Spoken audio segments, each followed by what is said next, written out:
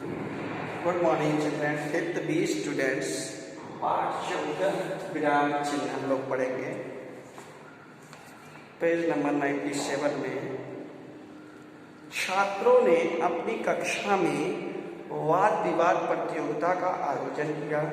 निर्णय के लिए विभाग के वरिष्ठ अध्यापक को बुलाया गया।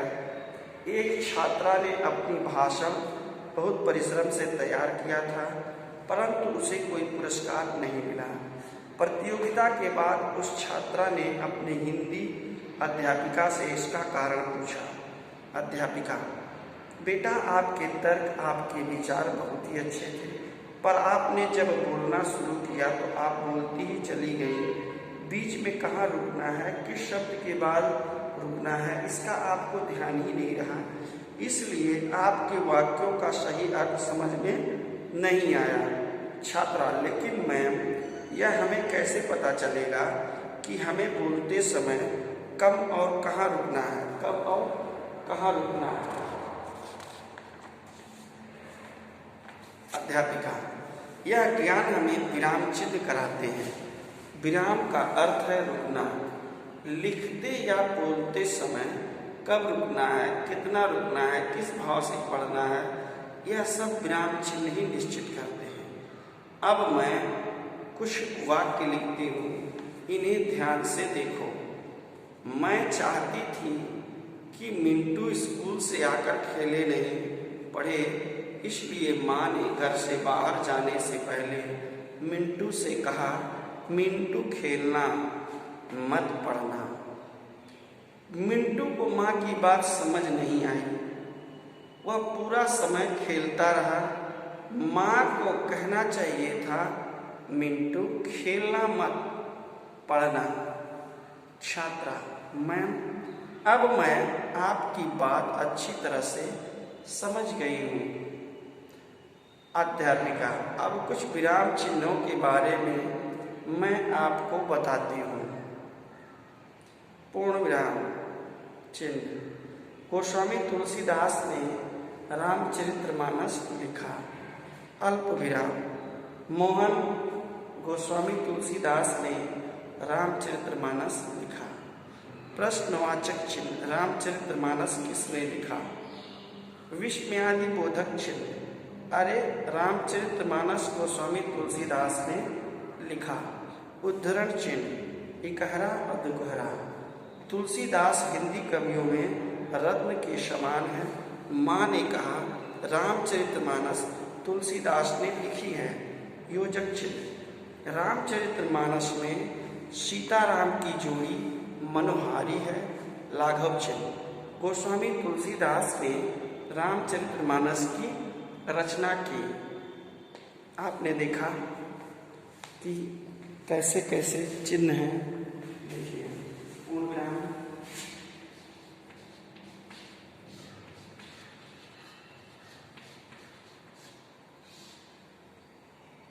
यह पूर्ण विराम, फिर है अल्प विराम,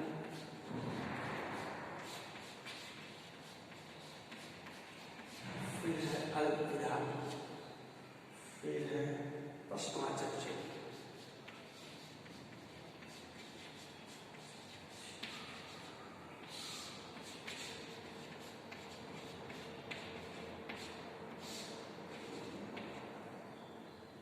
विस्मयादि बोधक चिन्ह।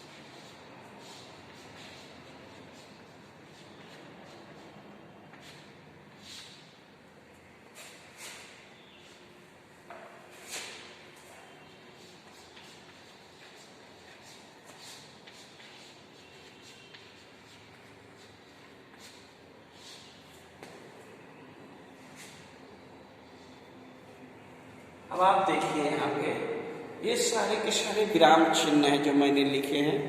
इसे आपको याद रखना है कि ये विराम चिन्ह, ये अल्पविराम, ये प्रश्नवाचक, ये विस्मयादिबोधक, ठीक है, ये इकारांत, ये दोहराव, ये योजक चिन्ह, ये लाघव चिन्ह, ठीक है, इसे आपको ध्यान रखना है। अब आइए देखते हैं पूर्ण विराम। पहला, प्रत्येक वाक्य के अंत में यानी पूरी तरह रुकने के लिए पूर्ण विराम का प्रयोग होता है। केवल प्रश्नवाचक तथा विस्मयादिबोधक वाक्यों के अंत में इसका प्रयोग नहीं होता है। जैसे पहला, मैं विद्यालय जा रही हूँ। दूसरा, आज पूरा चंद्रमा निकला है। दूसरा, अल्प विराम, अल्प यानी थोड़ा, अर्थात थोड़ी देर के लिए रुकना अल्प विराम है। वाक्य बोलते समय जब हमें थोड़ी देर के लिए रुकना होता है तब अल्प विराम का प्रयोग होता है। जैसे मुक्ता, ललिता और सरिता एक साथ बाजार जा रही हैं। दूसरा, घर जाकर मैंने कपड़े बदले, फिर माँ के साथ खूब बातें की। तीसरा, आदरणीय उपसभापति महोदय, मैं आज विषय के पक्ष में बोलूँगी। तीसरा, प्रश्नवाचक चिन्ह, जहाँ प्रश्न पूछा जाता है वहाँ प्रश्नवाचक चिन्ह का प्रयोग होता है। जैसे 1 नंबर, तुम्हारे कितने भाई बहन हैं। दूसरा, आप कहाँ जा रहे हो। चौथा, विस्मयादिबोधक चिन्ह, आश्चर्य, खुशी, घृणा, भय आदि प्रकट करने वाले वाक्यों में विस्मय सूचक शब्दों का प्रयोग किया जाता है। जैसे वाह, तुमने तो बहुत सुंदर चित्र बनाया। दूसरा, छी, कितनी गंदगी है। पांचवा, उद्धरण चिन्ह।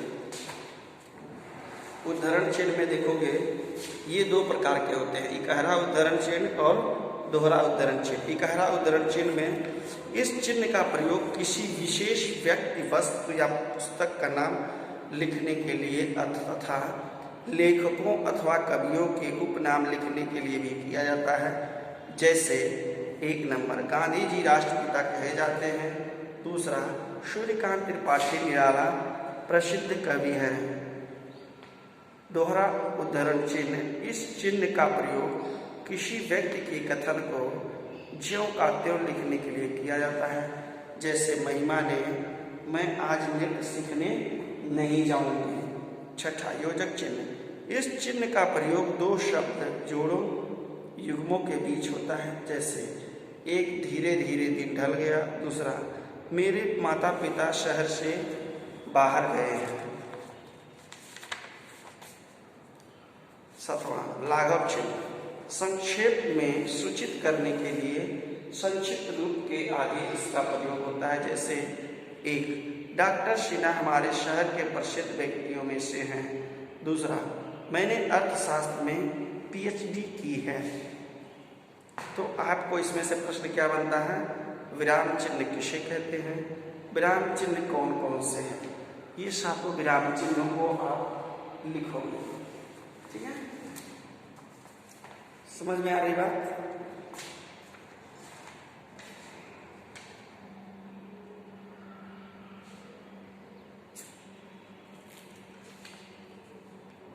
नेक्स्ट डे हम लोग इसके अभ्यास को सॉल्व करेंगे।